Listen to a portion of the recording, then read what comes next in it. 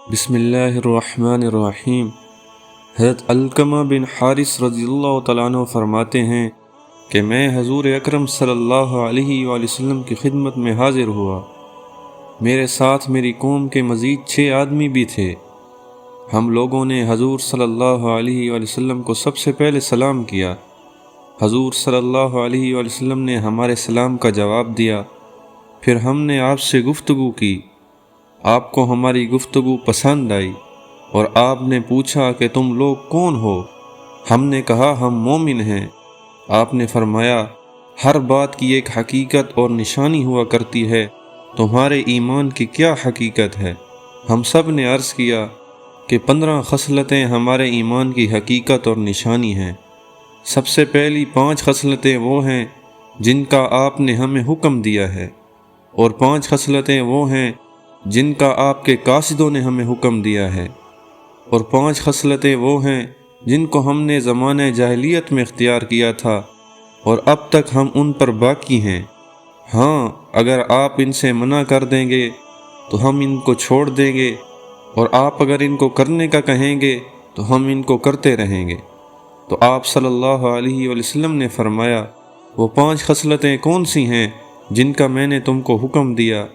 تو ہم سب نے کہا کہ آپ نے ہمیں اس بات کا حکم دیا کہ ہم اللہ پر، اس کے فرشتوں پر، اس کی کتابوں پر، اس کے رسولوں پر اور تقدیر پر ایمان لے آئیں کہ بھلا ہو یا برا جو کچھ بھی ہو وہ اللہ کی طرف سے ہے۔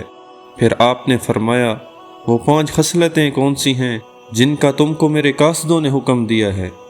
ہم نے کہا آپ کے قاصدوں نے ہمیں اس بات کا حکم دیا کہ ہم اس بات کی گواہی دیں کہ اللہ کے سوا کوئی معبود نہیں، اس کا کوئی شریک نہیں، اور آپ اللہ کے بندے اور رسول ہیں، اور اس بات کا حکم دیا کہ ہم فرض نماز قائم کریں، فرض زکوٰۃ ادا کریں، ماہ رمضان کے روزے رکھیں، اور اگر ہم کو سفر کی طاقت ہو تو بیت اللہ کا حج کریں۔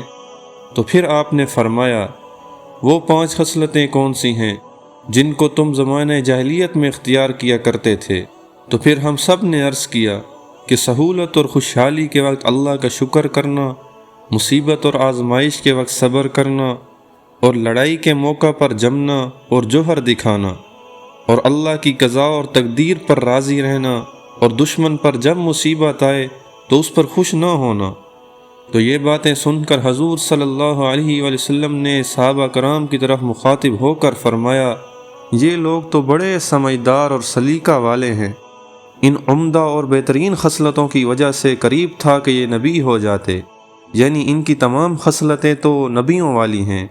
اور ہمیں دیکھ کر آپ مسکرانے لگے۔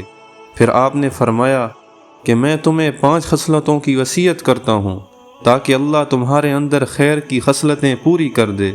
نمبر 1، جو تم نے کھانا نہیں اسے جمع نہ رکھو، یعنی ضرورت سے زائد بچا ہوا کھانا صدقہ کر دیا کرو۔ نمبر 2، جس مکان میں رہنا نہیں اسے مت بناؤ، یعنی ضرورت کے مطابق مکان بناؤ، ضرورت سے زیادہ نہ بناؤ۔ اور نمبر 3، جس دنیا کو چھوڑ کر تم کل چلے جاؤ گے اس میں ایک دوسرے سے آگے بڑھنے کی کوشش نہ کرو۔ اور نمبر 4، جس اللہ کے پاس تم نے جانا ہے اور اس کے سامنے جمع ہونا ہے اس سے ڈرو۔ اور نمبر 5، جس دار آخرت کو تم نے جانا ہے اور وہاں ہمیشہ رہنا ہے اس کی فکر کرو۔ تو اگر میں اور آپ ان تمام خصلتوں پر عمل کر لیں تو سوچیں ہم کتنا آگے جا سکتے ہیں، اور ہمارا مقام اللہ کے ہاں کیا بن سکتا ہے۔ افسوس ہماری تو ساری صلاحیتیں، سارا زور دنیا پر لگ رہا ہے۔ اگر ہم دین پر یہ سارا زور لگاتے تو واللہ آج ہم بہت اعلیٰ درجے پر پہنچے ہوئے ہوتے۔ ہم اپنی ساری صلاحیتیں دنیا پر لگاتے ہیں اور امید رکھتے ہیں کہ ہم نیک بن جائیں۔ ہم اپنا سارا زور دنیا کے کاموں پر لگاتے ہیں اور امید رکھتے ہیں کہ ہم اعلیٰ درجے پر پہنچ جائیں۔ یہ تو نہیں ہو سکتا۔ جب ہم ساری صلاحیتیں، سارا زور اللہ کے دین پر لگائیں گے تو اللہ ہمیں اعلیٰ درجے پر پہنچائیں گے، اور اللہ ہم سے دین کا کام لیں گے، خیر کا ذریعہ بنائیں گے۔